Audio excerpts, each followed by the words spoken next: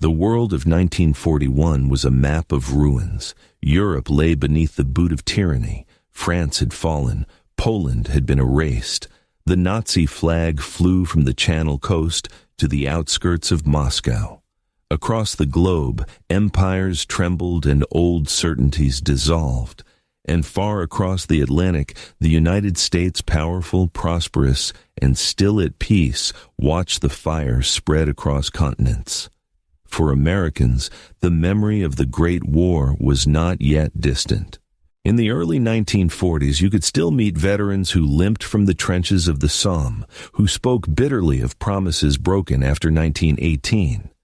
They had fought to make the world safe for democracy. Instead, the world had returned to dictatorship. President Franklin Delano Roosevelt, now in his third term, saw that failure every time he read a dispatch from Europe. The democracies had won the last war on the battlefield, but lost the peace in politics. He was determined not to repeat the mistake. In London, Winston Churchill carried the same conviction and an even heavier burden. For a year, he had stood almost alone. Night after night, the Luftwaffe bombed his cities. Coventry burned, London smoldered. Yet Britain refused to surrender. Now the war had entered its second year, and the island fortress was running on fumes. Food, fuel, and morale were dwindling. The only hope lay across the Atlantic. Churchill had written to Roosevelt again and again, his letters part strategy, part confession. "I seek no treasures," he said. "I only ask for the tools to finish the job." But Roosevelt, bound by American law and public opinion, could not yet declare war. He had found other ways to help, first through the Destroyers for Bases deal, then through the Lend-Lease Act. But even that was not enough.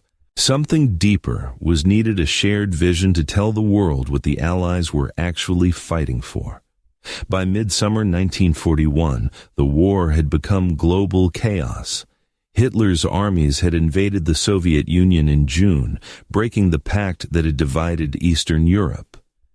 German tanks raced toward Leningrad, Kiev, and Smolensk. To the south, the Mediterranean boiled with battles around Crete and North Africa.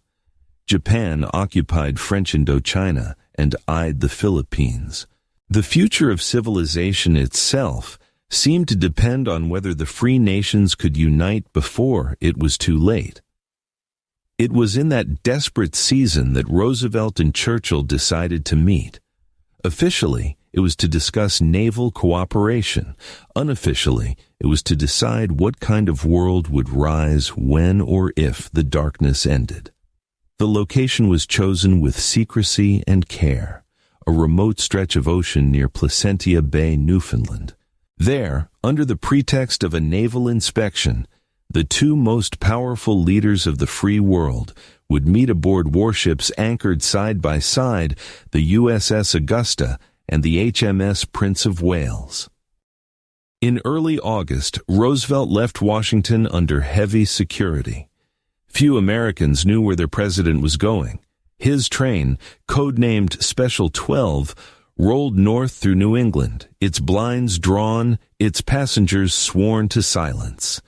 At the small harbor of Virginia, he boarded the heavy cruiser Augusta and set sail into fog and gray water.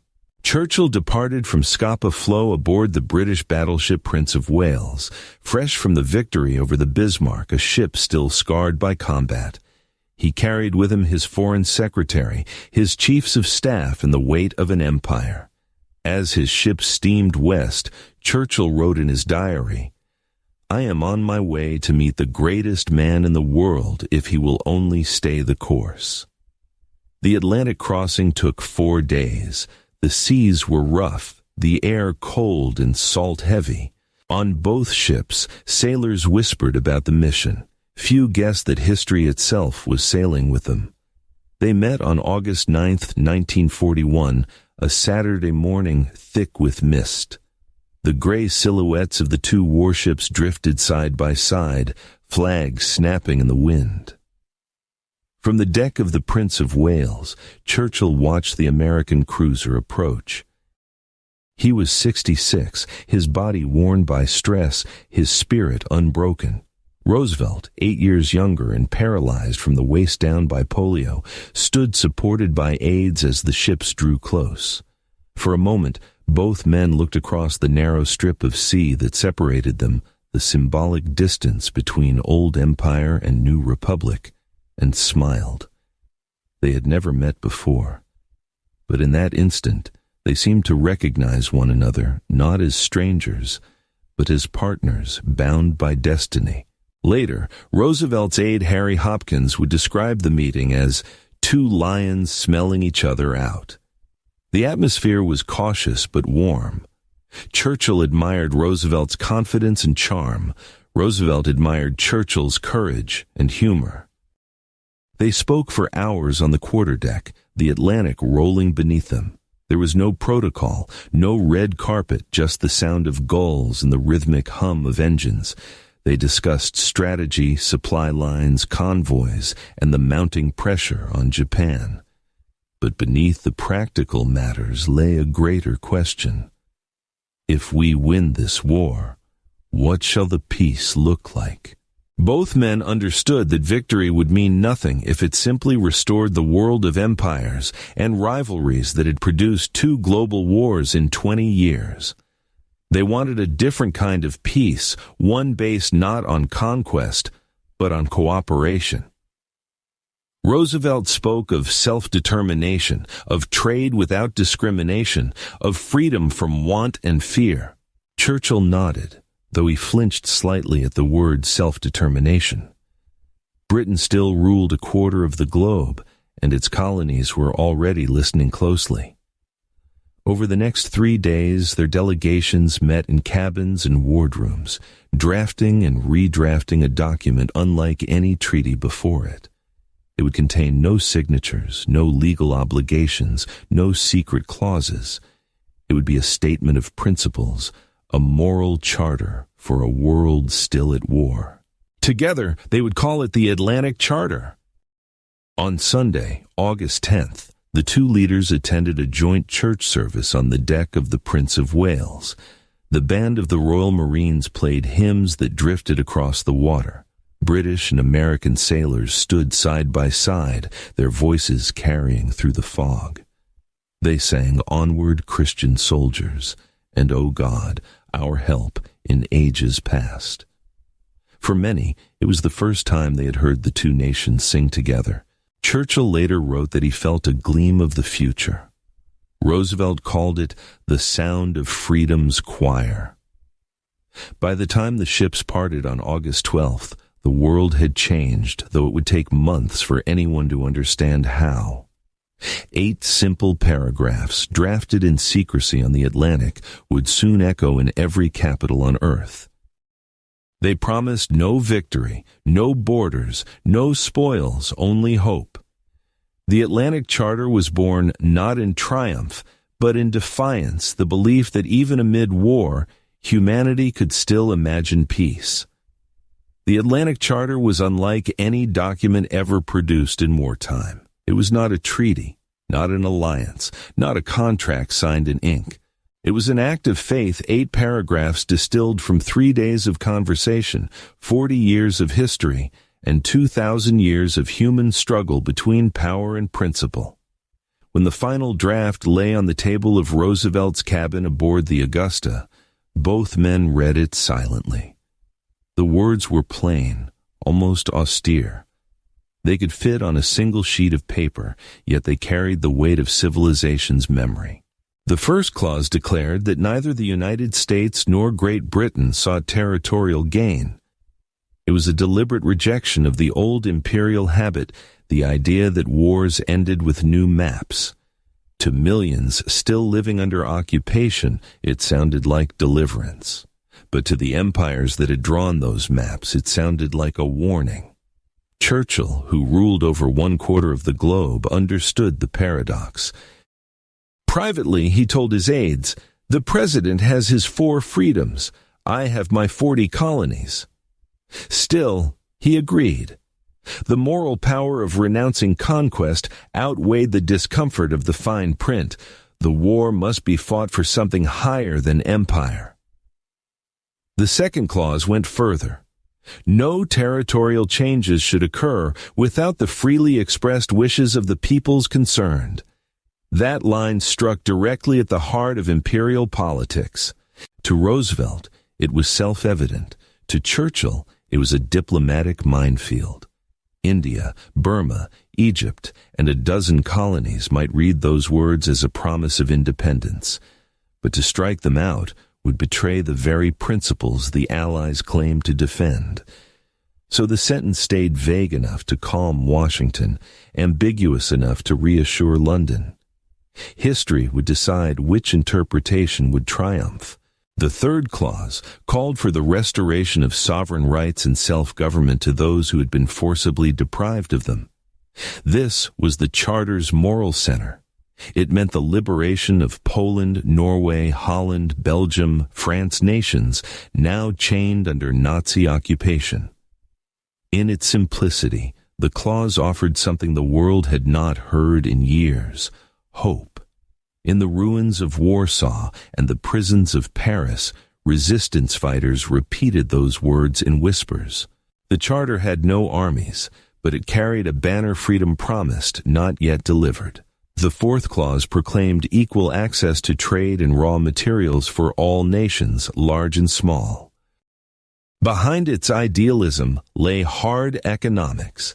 The Great Depression had shown how protectionism could become poison, how tariffs and monopolies could turn hunger into hatred. Roosevelt believed that open trade was as vital to peace as open seas. Churchill, a veteran of imperial commerce, recognized the wisdom even as he mourned the erosion of Britain's privileged markets.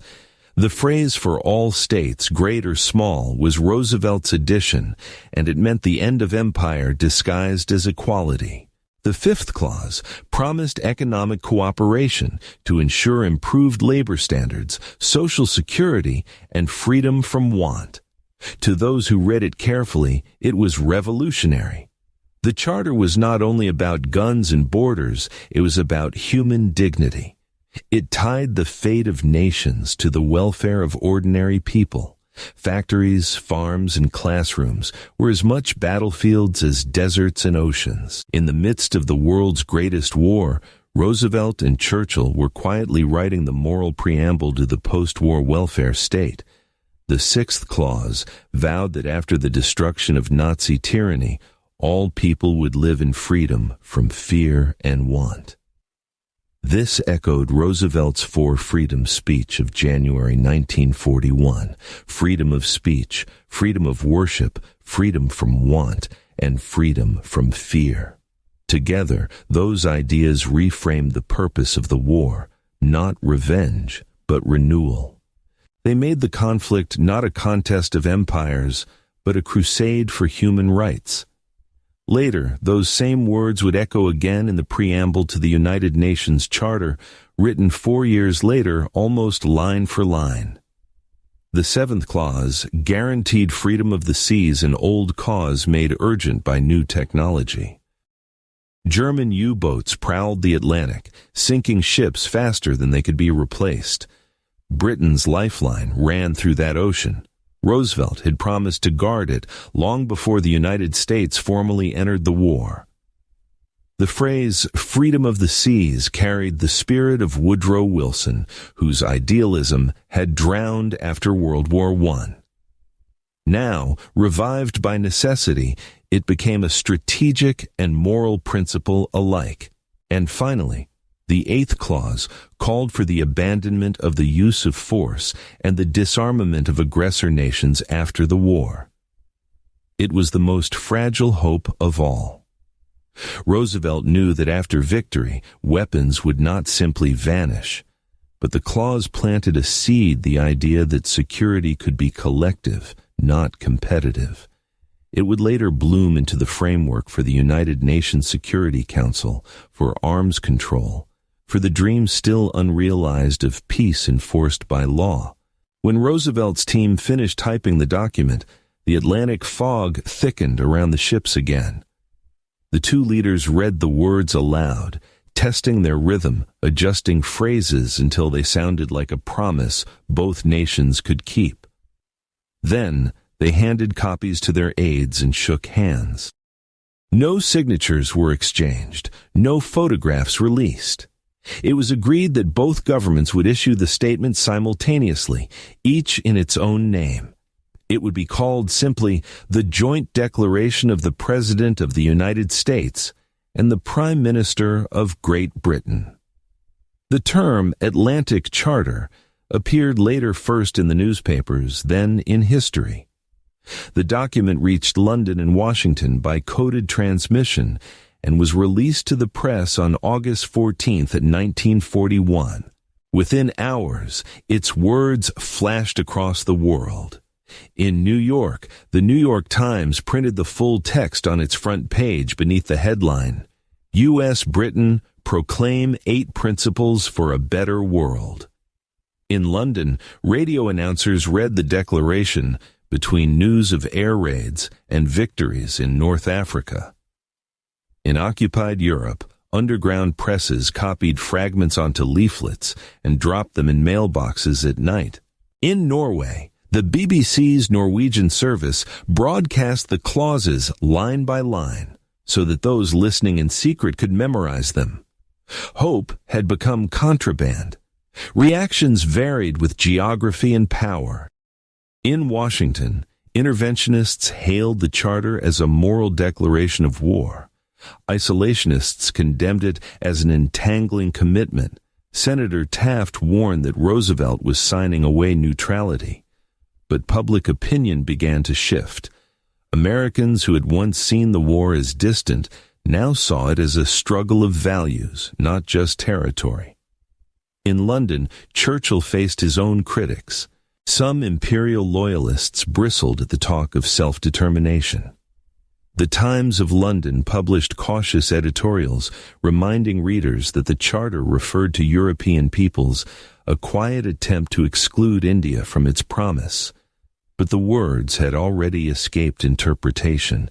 Indian newspapers printed the clauses in full, asking bluntly, if freedom is good for Norway, why not for India? Churchill ignored the question, but he could not silence it.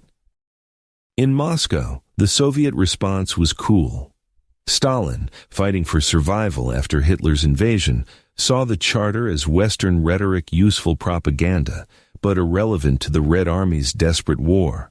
He privately mocked its bourgeois sentimentality. And yet, when the United States extended Lend-Lease aid to the USSR that autumn, the Kremlin quietly reprinted the charter in Pravda, introducing it as the principles to which the anti-fascist world must one day conform. Even cynics recognized that ideas had power. In Berlin, Goebbels' propaganda ministry dismissed the document as Anglo-American hypocrisy. Yet they translated every word to study its implications. Hitler understood that this was no mere declaration. It was a psychological weapon. He told his generals, "They seek to replace conquest with conscience." To him, that was the greatest threat of all. But nowhere did the charter resonate more strongly than among the peoples who had no voice at all. Across Africa, Asia, and the Middle East, leaders of colonial movements read the 8 clauses as a promise written for them. In Cairo, the young lawyer Gamal Abdel Nasser discussed it in cafes. In India, Jawaharlal Nehru cited it in speeches from prison. In Vietnam, a man named Ho Chi Minh copied passages by hand into his notebook. None of them yet knew that these words would shape their revolutions decades later. But they sensed what the charter truly was, not just a wartime communique, but a moral earthquake. Roosevelt and Churchill had not meant to write a manifesto for the oppressed. They had meant to rally the free. But once spoken, words cannot be controlled. By renouncing empire and proclaiming self-determination, they had lit fires in places neither man could name. Still, the charter's power was not only in its promises, but in its restraint. It offered no timetable, no enforcement, no guarantee. It was an act of direction, not completion a compass, not a map. It told a shattered world which way was forward. In September 1941, 26 allied and associated nations from Canada and China to Greece and the governments in exile of Europe endorsed the Atlantic Charter as their shared purpose. A year later, those same nations would meet again to sign another document, one that began with familiar words. We, the peoples of the United Nations.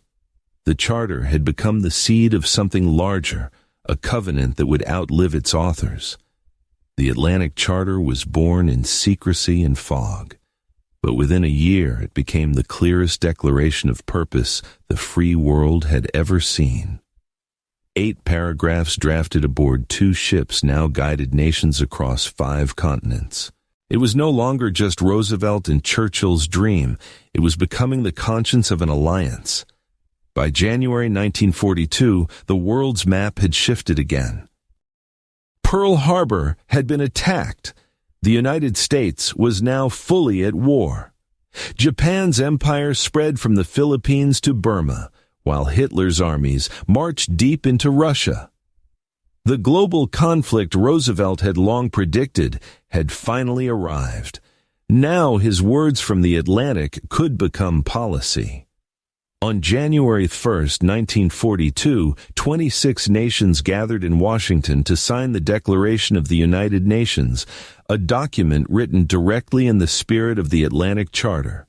They pledged to fight together until the Axis powers were defeated and to uphold the principles set forth in the Charter. Among the signatories were the United States, the United Kingdom, the Soviet Union, China, and the governments in exile of occupied Europe. The title United Nations, coined by Roosevelt himself, gave form to an idea that had begun as a conversation over gray northern seas. The Atlantic Charter had become a covenant. Now it had an army.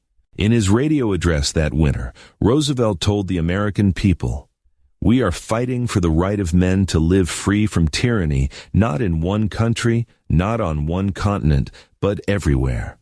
Those words, simple yet universal, echoed the Charter's 6th principle, freedom from fear and want. They reached not only the factories of Detroit or the farms of Iowa, but also the bomb shelters of London, the forests of Poland, and the villages of China.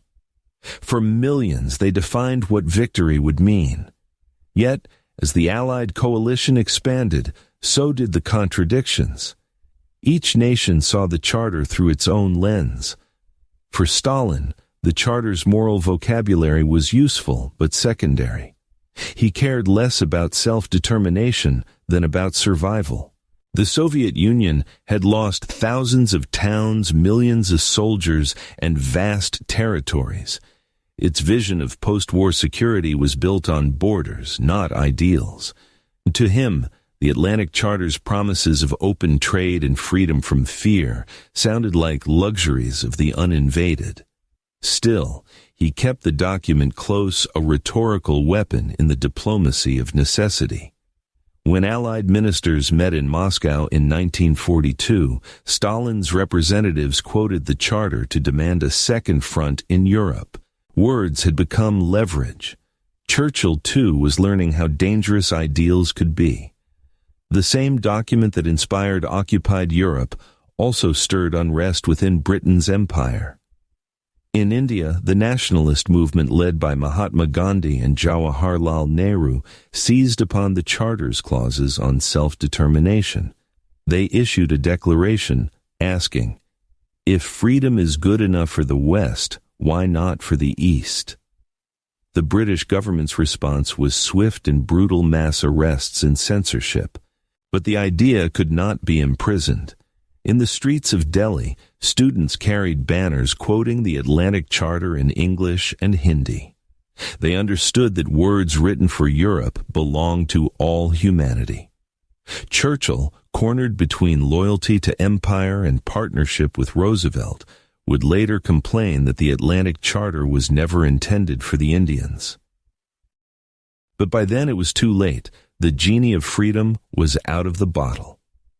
In China, Generalissimo Chiang Kai-shek read the charter as recognition that Asia's suffering mattered. It gave his embattled government moral parity with the great powers.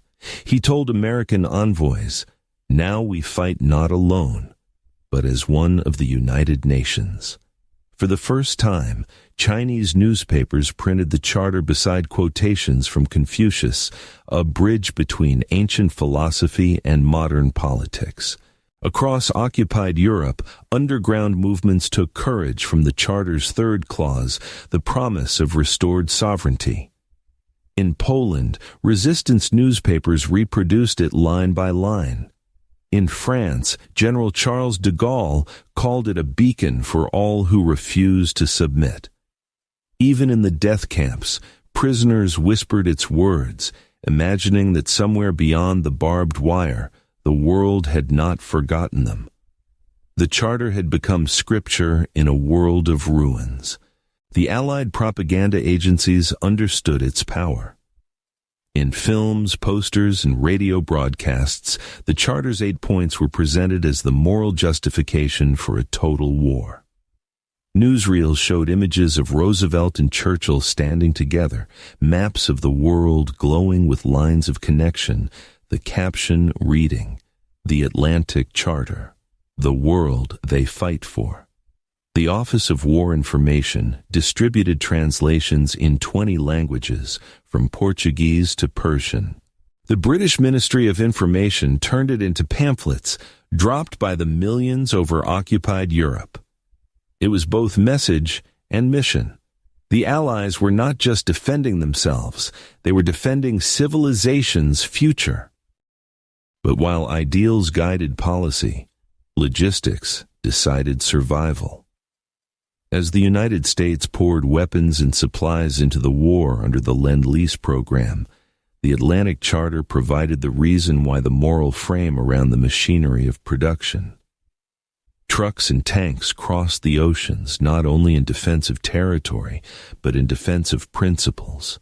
The people everywhere had a right to live free. In this sense, the Charter was not abstract. It was stamped on every crate, painted on every ship, carried in the mind of every sailor steering through storm and darkness. By 1943, the Charter's spirit reached its second great moment. At the Tehran Conference, the first meeting of Roosevelt, Churchill, and Stalin together, its ideals collided with geopolitical reality. The leaders discussed post-war borders, reparations, and spheres of influence, subjects the Charter had deliberately avoided. Roosevelt spoke of self-determination in Eastern Europe. Stalin replied with silence. Churchill, caught between them, spoke of trusteeship and transition, polite words for empire, delayed. Still, the Charter hovered over every discussion like a moral witness. Even those who doubted it could not escape it. When the Moscow Declaration of 1943 reaffirmed the principles of the Atlantic Charter, it marked the first time the Big Three publicly embraced a shared political vision. The Allies were no longer just fighting a common enemy. They were building a common vocabulary of peace. In occupied Europe, as Allied armies advanced, the Charter became tangible. When Paris was liberated in 1944, French newspapers reprinted the document on their front pages beside photographs of de Gaulle on the Champs-Élysées. When Greek partisans entered Athens, they painted its opening lines on the walls of the Parliament building. No aggrandizement, no oppression, only freedom. The Charter had become a rallying cry written in 1,000 alphabets. In Washington, Roosevelt began to translate words into architecture. He commissioned committees to plan the post-war world, the Bretton Woods Conference to shape financial stability, the Food and Agriculture Organization to fight hunger, and, most importantly, the United Nations Conference to build an enduring peace. Each of these initiatives traced its lineage to the Atlantic Charter's 5th and 6th clauses, freedom from want and fear.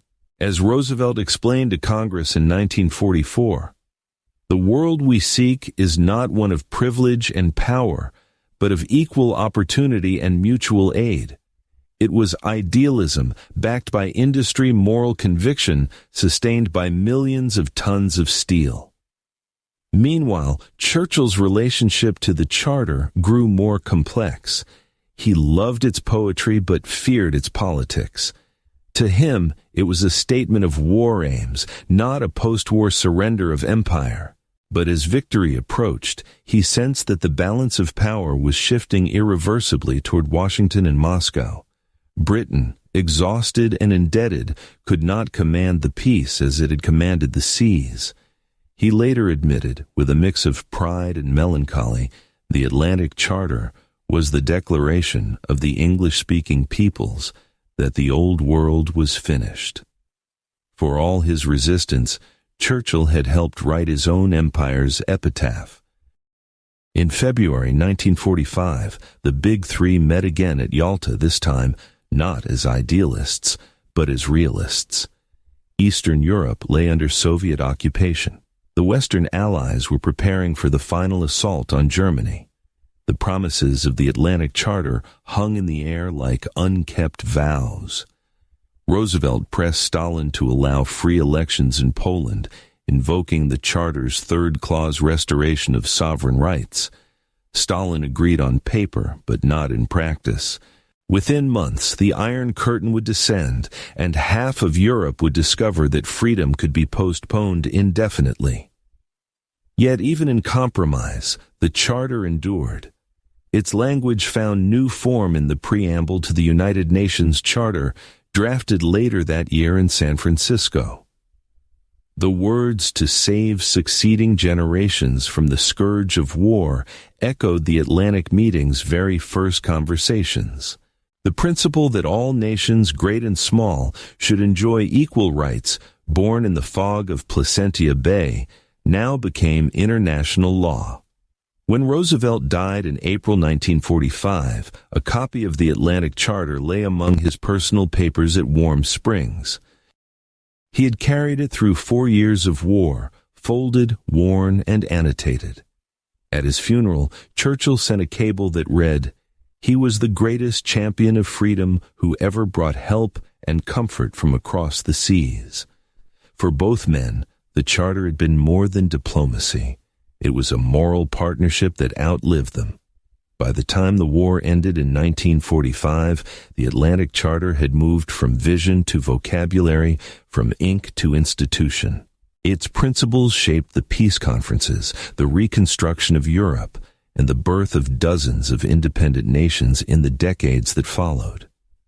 It did not end tyranny, but it defined what freedom should mean. It did not prevent future wars, but it changed forever the reasons nations would claim to fight them. When the guns finally fell silent in 1945, the words of the Atlantic Charter still echoed across the ruins. They had survived blitz and blockade, the snows of Russia and the jungles of Burma. They had outlived the men who wrote them. Now they would have to outlive peace itself. In June 1945, delegates from 50 nations gathered in San Francisco to sign the Charter of the United Nations. The opening lines were unmistakable. "We, the peoples of the United Nations, determined to save succeeding generations from the scourge of war." Those words were the Atlantic Charter reborn. The 8 clauses drafted aboard Augusta and Prince of Wales had become the moral DNA of a new institution. Freedom of the seas became collective security. Freedom from fear became human rights. Freedom from want became economic and social development. What had begun as a handshake in the fog became the legal framework of the modern world. In the corridors of the San Francisco Conference, veterans of the Atlantic meeting could sense the continuity. Harry Hopkins, gaunt and ill, whispered to reporters, "This is what they meant on that ship." And yet, even in triumph, the contradictions of 1941 remained. The same powers that pledged equality now held permanent seats on the Security Council. The dream of universal freedom was already balanced on the scaffolding of realpolitik. For the British Empire, the Charter's words proved prophetic and fatal. Within a decade, India, Pakistan, Ceylon, and Burma would all claim the promise of self-determination. Each invoked the Atlantic Charter as their moral warrant. In New Delhi's Constituent Assembly, Nehru quoted it directly. "We are here because the world once said that no people shall be denied the right to choose their own destiny." Churchill, now out of office, watched history reclaim his language and turn it against his legacy. He would later call the decolonization of Asia the liquidation of the British Empire. But for millions newly free, it was the Charter fulfilling itself. Across Africa, too, the words traveled faster than armies. In Accra and Nairobi, teachers read them to students. In the Gold Coast, Kwame Nkrumah cited the Charter when demanding home rule. The United Nations 1960 Declaration on the granting of independence to colonial countries and peoples opened with the same cadence that Churchill and Roosevelt had struck 2 decades earlier. Empires fell, but the sentences endured. In Europe, the Charter's legacy took another form: unity. The devastation of 2 wars convinced leaders that peace required integration, not isolation. When the Council of Europe formed in 1949 and the European Economic Community a decade later, their architects traced inspiration back to the Atlantic principles of cooperation and shared prosperity. Freedom from want and fear became the twin pillars of a continent's reconstruction. In America, the Charter transformed foreign policy itself.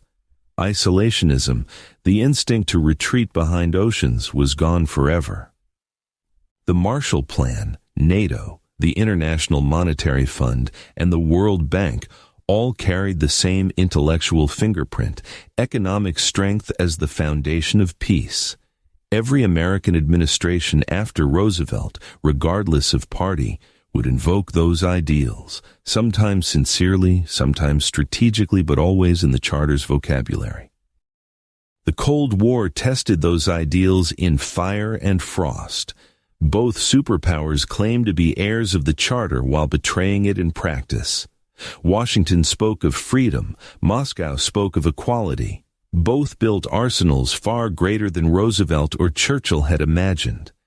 And yet, even at the height of confrontation, from Korea to Cuba, the diplomatic grammar of negotiation came from the Atlantic Charter. The belief that peace was not the absence of conflict, but the management of it through law. In 1961, as the Berlin crisis threatened to divide Europe permanently, President John F. Kennedy reminded the United Nations, the Atlantic Charter was not a pact of governments, but a promise to mankind. We must prove that promise still lives. It was a call to memory in an age of forgetfulness. By the end of the 20th century, few sailors remembered the fog of Placentia Bay. The ships had been scrapped, the leaders gone. But their words continued to ripple through treaties, peacekeeping missions, and classrooms. When the Iron Curtain fell in 1989, crowds in Prague and Warsaw waved banners quoting the Charter's 3rd clause. All peoples have the right to choose the form of government under which they will live. Half a century after its birth, the Atlantic Charter returned home fulfilled in the lands it had once promised to free. Even in the 21st century, its voice still whispers beneath the language of global diplomacy. Whenever nations speak of shared security, human rights, or a rules-based order, they are, knowingly or not, quoting the gospel of 1941. The Atlantic Charter became more than a wartime pledge. It became the grammar of modern civilization.